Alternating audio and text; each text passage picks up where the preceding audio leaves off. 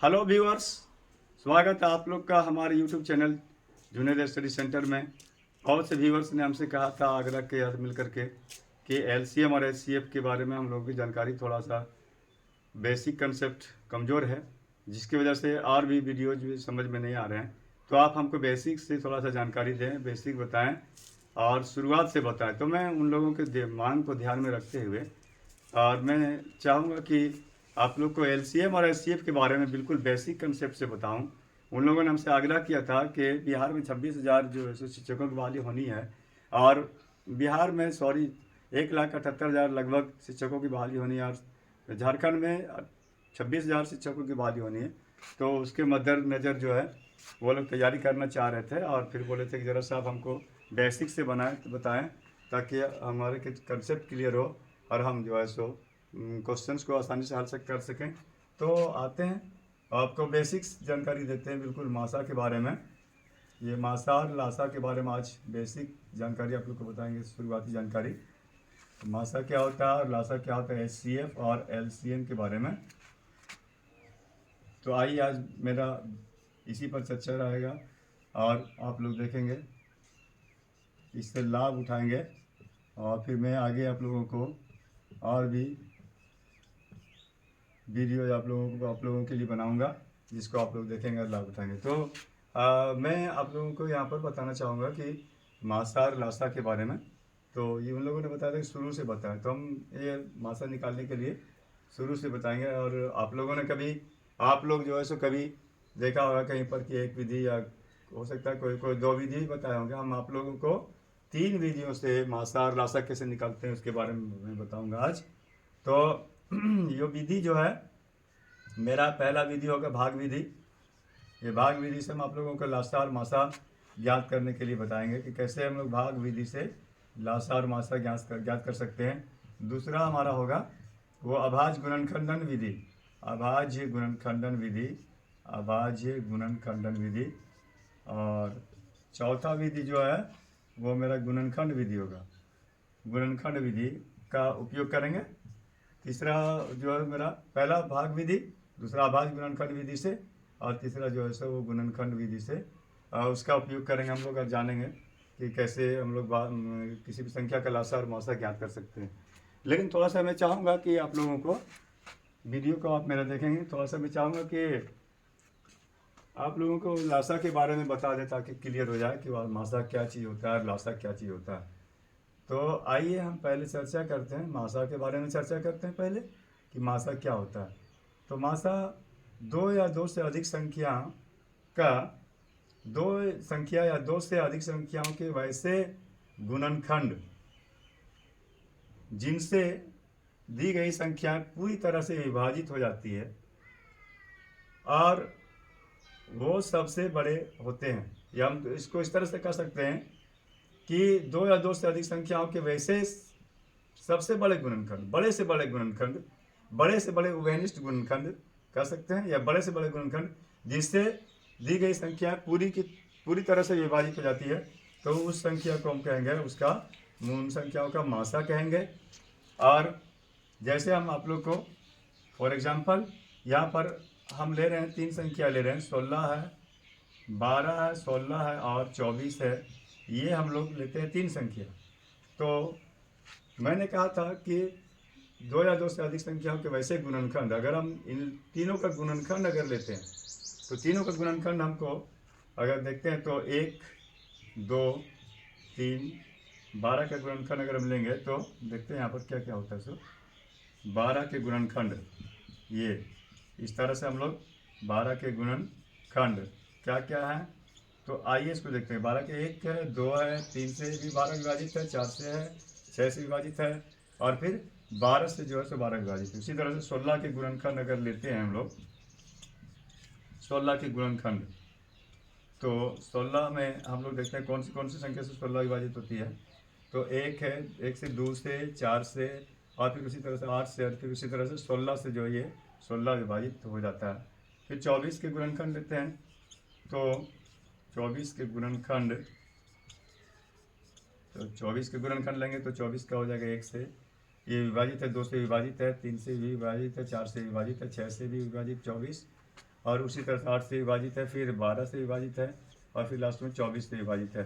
तो मैंने कहा था कि इन संख्याओं के वैसे बड़े गुणनखंड, बड़े से बड़े गुणनखंड जो वेनिस्ट गुणनखंड हो, जो सभी में पाया जाता है, बड़ा संख्या वो उससे बड़ा से बड़ा संख्या जो सभी में पाया जाता है। जैसे एक है, इसमें भी है, इसमें भी, इसमें भी, लेकिन एक से बड़ा दो है, दो इसमें भी, इसमें भी, इसमें भी है।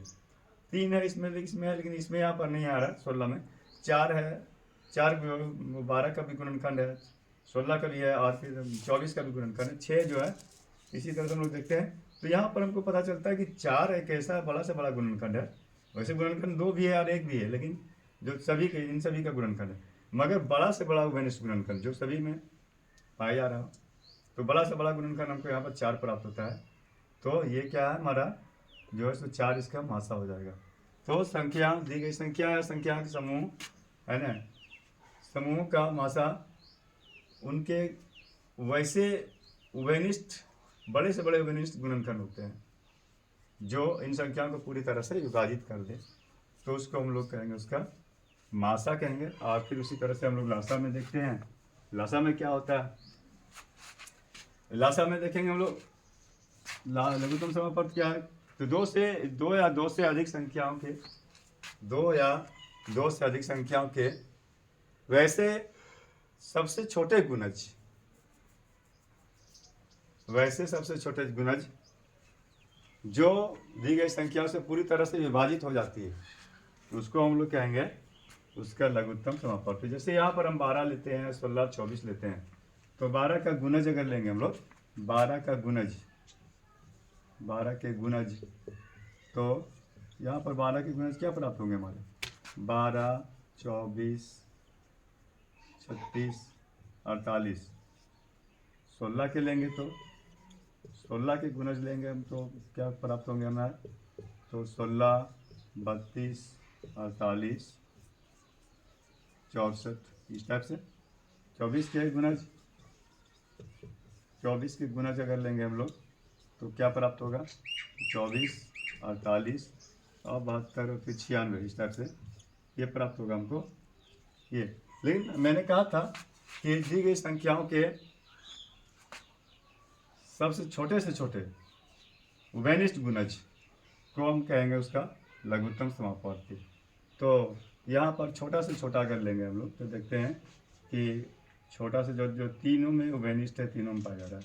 तो यहाँ पर देखते हैं 48 जो इसमें भी है, इसमें भी, इसमें भी है, तो ये इसका एलसीएम या लासा जो है सो हमारा प्राप्त होता है 48। तो इस तरह से ये जो है, ये मेरा, ये इसको हम लोग परिभाषित कर सकते हैं एलसीएम को और एचसीएफ को, कि दी गई संख्याओं के वैसे, एचसीएफ को कहेंगे तो दी गई दो या दो से अधिक संख्याओं के वैसे सर्वनिष्ठ, बड़े से बड़े सर्वनिष्ठ गुणनखंड जिनसे ये सब संख्याएं पूरी तरह विभाजित हो जाती है, उसे हम उन संख्याओं का मासा कहते हैं। और लासा क्या है कि दो या दो से अधिक संख्याओं के वैसे गुणज, वैसे सबसे छोटे गुणज, छोटे से छोटे गुणज जो दो या दी गई संख्याओं से पूरी तरह से विभाजित हो जाती है, तो उसे हम लोग कहेंगे उसका लघुत्तम समापवर्तक या एलसीएम। अब आते हैं, इसके बाद अब आते हैं कि हम कैसे निकालेंगे लघुत्तम, कैसे निकालेंगे महत्तम। तो यहाँ पर हम देखते हैं, पहले भाग विधि से हम आप लोग को बताएंगे कि भाग विधि से कैसे लघुत्तम निकाल सकते हैं और भाग विधि से महत्तम भी कैसे ज्ञात कर सकते हैं, एलसीएम और एचसीएफ कैसे ज्ञात करते हैं। तो आइए पहले लासा के बारे में, लघुत्तम समापवर्ती ज्ञात करते हैं भाग विधि से। तो जहाँ भाग विधि से ज्ञात करेंगे हम, तो यहाँ पर 12 है, 16 है, 24। तो सबसे पहले अभाज्य संख्या चुनते हैं, 1, 2, 3, 5 इस तरह से। तो हम 3 से भी इसको ये कर सकते थे और 2 से भी कर सकते हैं, डिवाइड कर सकते हैं। पहले हम 2 ही से लेते हैं, 2 से करते हैं अभाज्य संख्या। यहाँ पर भाज्य संख्या का प्रयोग नहीं करेंगे। 4 से हमारा 12 विभाजित है, 16 भी, 24 भी, तो 4 का प्रयोग नहीं करेंगे क्योंकि 4 जो है तो अभाज्य संख्या नहीं है बल्कि भाज्य संख्या। 2 अभाज्य संख्या, 3 अभाज्य संख्या, 3 का प्रयोग कर सकते हैं, 2 का प्रयोग कर सकते हैं। तो 2 से है, तो 2 से हम अगर 12 को भाग देंगे तो कितना आएगा, भागफल 6 आएगा। ये कितना बार में 2 का पहाड़ा अगर पढ़ेंगे तो कितना बार पढ़ने से हमको 12 प्राप्त होगा, 6 बार पढ़ने से, 8 बार पढ़ने से 16 प्राप्त होगा। उसी तरह से 2 से अगर 24 को भाग देंगे तो कितना प्राप्त होगा, 12। भागफल तो ये इसको हम भागफल को यहाँ लिखते हैं। फिर दूसरे यहाँ पर द्वितीय 6, दो चौके 8, दो छक 12। फिर यहाँ पर अब दूसरे में करेंगे तो दो से जो 3 विभाजित नहीं है तो यहाँ पर क्या करेंगे स्थिति में 3 का 3 ही लिख देंगे। 2 दूनी 4 और द्वितीय 6। और फिर यहाँ पर अगर 2 से हम इसको डिवाइड करते हैं, भाग देते हैं, तो क्या है केवल एक संख्या विभाजित होती है 2 और उसके बाद नहीं। तो देखते हैं 3 से अगर हम दे रहे हैं यहाँ पर तो 2 संख्या विभाजित होती है, तो 3 से ही हम यहाँ पर इसको विभाजित करेंगे 3 से। तो यहाँ पर 1, यहाँ पर 2, यहाँ पर 1। अब जो है सो इसको हम गुना कर देंगे एलसीएम में। तो एलसीएम बराबर 2 गुना 2 गुना 3 गुना 2। तो ये हमको प्राप्त हो जाता है 2 दूनी 4 दूनी 8, ये 24 दूनी 48। तो ये एलसीएम प्राप्त हो गया। उसी तरह से हमको भाग विधि से एचसीएफ भी ज्ञात करना है। तो हम लोग लेते हैं एचसीएफ 12 से पहले 16 को भाग देते हैं। 16 को भाग देंगे तो 12 इकाई 12, ये घटाएंगे तो 4 बचेगा यहाँ पर। फिर इसको 12 को यहाँ पर उतारेंगे, 4 चौके 16, 4 तिहाई 12, 3 बार में पूरी तरह से विभाजित हो जाता है, 0 बचता है हमारा। तो यहाँ पर हमारा अगर 2 संख्या होता है 12 और 16 तो एचसीएफ हो जाता है हमारा 4 इस जगह पर। जहाँ पर कि हमारा भागफल शेष 0 बच जाता है, वहीं पर जो है यहाँ पर शेष 0 बच रहा है, तो यहाँ पर मेरा ये एचसीएफ प्राप्त हो गया। लेकिन एक संख्या आ गया मेरा 4, इसके बाद 24 भी है, तो 4 से जो प्राप्त हुआ उससे 24 को हम विभाजित करेंगे, 4 छक 24, तो ये 24 में 24 0 बचता है। तो यही हमारा एचसीएफ हो गया 4। तो ये एचसीएफ हो गया 4 और एलसीएम हो गया 48। तो इस टाइप से ये हम लोग इसको ये भाग विधि से ज्ञात कर सकते हैं। अब आते हैं दूसरा विधि जो है, जो कि हम इसको कहेंगे अभाज्य गुणनखंड विधि। तो अभाज्य गुणनखंड विधि से हम लोग ज्ञात करते हैं, देखते हैं कैसे ज्ञात कर सकते हैं। तो अभाज्य गुणनखंड विधि का प्रयोग करते हैं, आप लोग को ज़्यादा सुविधा होगा भाग विधि से बनाने में, और भाग विधि सबसे आसान है, लेकिन अभाज्य गुणनखंड विधि का भी प्रयोग कर सकते हैं। तो लेते हैं हम 12 का अभाज्य गुणनखंड विधि, 12 का अभाज्य गुणनखंड, अभाज्य गुणनखंड 12 का अभाज्य गुणनखंड ज्ञात करते हैं। क्या होता है देखते हैं।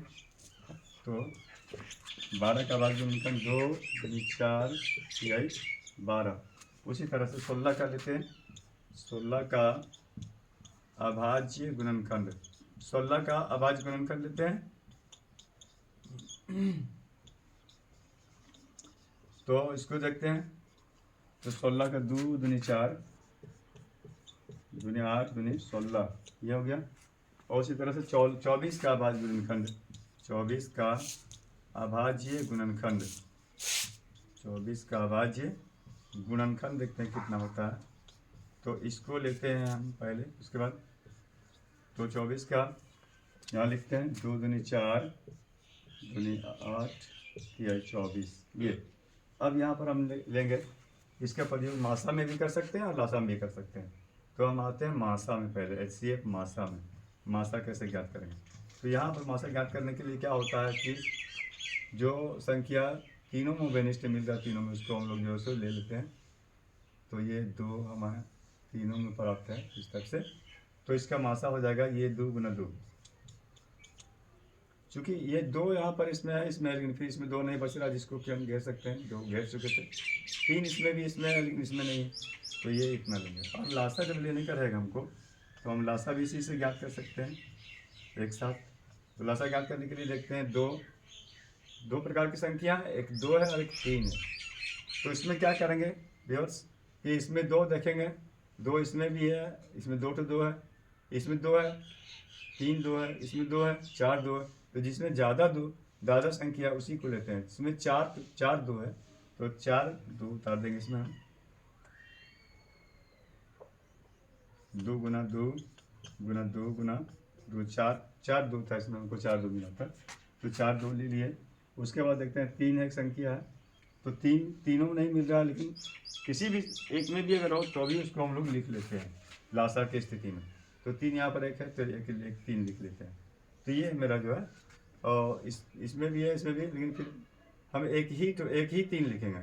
अगर सपोज कर लिया जाए कि यहाँ पर एक और 3 होता, तो 3 हमारा यहाँ पर 2 हो जाता, तो यहाँ हम इसको 2 3 2 मरतबा लिख पाते, लेकिन एक ही है तो एक ही मरतबा लिखेंगे। ज़्यादा ज़्यादा जिसमें जिस ज़्यादा रिपीटिशन हुआ, ज़्यादा बार आया, उसी को हम लोग लेंगे। तो यहाँ पर इसमें भी एक बार आया, एक बार इसमें भी थे, एक बार ही लिखेंगे। तो 2 दिन 4 दिन 8 दिन 16 फिर 48, ये इस तरह से लास्ट हमको 48 प्राप्त है। और एक विधि के बारे में और बताए थे हम, जो कि बताया था आवाज गुणनखंड विधि से, गुणनखंड विधि से। तो व्यूअर्स, तीसरी विधि मैंने बताया था कि गुणनखंड विधि जो होता है उसका उपयोग कर सकते हैं हम लोग यहाँ पर। तो उसको भी देखते हैं कि कैसे हम लोग उसका उपयोग कर सकते हैं, कैसे होगा उसका हल। तो आइए हम उसी पर चर्चा करते हैं अभी, और यहाँ पर देखते हैं कैसे उसका हल होगा। तो हम लेते हैं और उससे भी जो है सो मासा और लासा ज्ञात करते हैं, महत्तम समापवर्तक और लघुत्तम समापवर्तक। तो यहाँ पर 12 का गुणनखंड, जितने भी गुणनखंड है उसके सब लिख देते हैं। 12 के जितने भी गुणनखंड सभी लिखते हैं। तो 12 के गुणनखंड है 1 है, 2 है, 3 है, 4 है, 6 है और 12 ये। फिर उसी तरह से 16 का गुणनखंड लिखते हैं। 16 का गुणनखंड, तो 16 का गुणनखंड है 1 है, 2 है, 4 से विभाजित होता है 16, फिर 8 से, फिर उसके बाद 16 से विभाजित हो जाता है। तो ये 16 से लिख दिए। उसके बाद फिर 24 का गुणनखंड, 24 का गुणनखंड देखते हैं। 24 1 से विभाजित है, 2 से विभाजित है, 3 से विभाजित है, 4 से विभाजित है, 6 से विभाजित है, 8 से विभाजित है, फिर 12 से विभाजित है, फिर लास्ट में 24 से विभाजित है। अब यहाँ पर अगर हम HCF ज्ञात करेंगे तो HCF में महत्तम समापवर्तक, इसको ज्ञात करने के लिए क्या करेंगे कि तीनों के बड़े से बड़े वेनिस्ट गुणनखंड लेना पड़ेगा। तीनों के बड़ा से बड़ा वेनिस्ट गुणनखंड हमको यहाँ पर लेना पड़ेगा। तो बड़ा से बड़ा वेनिस्ट गुणनखंड कौन सा हो जाता है मेरा? बड़ा से बड़ा वेनिस्ट गुणनखंड हो जाता है मेरा यहाँ पर 1 भी है तीनों में, 2 तीनों में है, 3 तीनों में नहीं 2 ही में है, 4 तीनों में, और यहाँ पर 4 ही है जो है तीनों में बड़ा से बड़ा। क्योंकि 1 भी है, 2 भी है, लेकिन बड़ा से बड़ा क्या आ गया तो ये 4 हो गया। तो इस तरह से हम लोग इसको गुणनखंड विधि से हम लोग जो है सो मासा ज्ञात कर सकते हैं। और फिर गुणज विधि हम गुणज लिख करके फिर हम लासा ज्ञात कर सकते हैं। तो इस तरह से ये हो गया। अब 12 के गुणज हम देखेंगे, यहाँ पर लिखेंगे गुणज विधि से। तो चलिए 12 के गुणज लिखते हैं, और उसमें क्या करेंगे जो आपको पहले बता चुके हैं। 12 के गुणज इसमें लिखते हैं। तो 12, 24, 12 के 36, 48 और फिर 60। ये 16 के गुणज लिखते हैं। 16 के गुणज तो इसमें भी हम लोग लिखते हैं। तो ये 16, 32, 48, 64, ये इस तरह से। और 24 के गुणज लिखते हैं। 24 के गुणज तो इसको भी लिखते हैं। तो 24, 48, 72, 96 ये हो गया मेरा गुणज। और इसमें क्या है कि गुणज जब हम लिखे हैं तो न्यूनतम, इन सब के न्यूनतम वेनिस्ट गुणज, न्यूनतम जो सबसे छोटा से छोटा वेनिस्ट गुणज, छोटा से छोटी संख्या जो कि तीनों में मौजूद है। तो छोटा से छोटा संख्या 48 जो है वो तीनों में मौजूद है। तो ये मेरा जो है सो इसका लासा हो जाएगा। ये हम लासा इसका जो है सो LCM या लासा इसका जो है सो हम लोग ज्ञात कर देंगे, लिख देंगे LCM बराबर ये मेरा 48 हो जाएगा। इस तरह से हम लोग ज्ञात कर सकते हैं। तो उम्मीद है व्यूअर्स आपको ये वीडियो अच्छा लगा होगा। मेरा वीडियो अगर अच्छा लगा हो तो आपको इसको लाइक कर दें, शेयर कर दें, कमेंट जरूर करें। और उम्मीद है कि आप लोग जो सब्सक्राइब कर चुके हैं सब्सक्राइब भी करें। अगला वीडियो मेरा जो लासा मासा से संबंधित होगा वो होगा कि हम दशमलव वाली संख्या का लासा और मासा कैसे ज्ञात कर सकते हैं। ये तो संख्याएँ थी, पूर्ण संख्या है, तो इसका लासा और मासा ज्ञात कर सकते हैं। लेकिन अगर दशमलव संख्या दे दिया जाए, जैसे मान लेते हैं कि एक संख्या दिया गया 2.4 है, 4.36 है, इस टाइप से दिया जिसमें दशमलव के बाद अंकों की संख्या अलग अलग हो, तो उसका हम लोग मासा ज्ञात कैसे करेंगे। 8.24, 5, 8.245 या जो भी मान लेते हैं 242 है, इस टाइप से अगर दिया है तो इन संख्याओं का लासा और मासा कैसे ज्ञात करेंगे। अगला वीडियो जो मेरा लासा और मासा से संबंधित होगा मैं उसकी जानकारी दूंगा। आप लोग बने रहें, मेरे वीडियो देखते रहें, लाइक और शेयर करते रहें। फिर मिलते हैं आप लोग से अगले वीडियो में, तब तक के लिए धन्यवाद।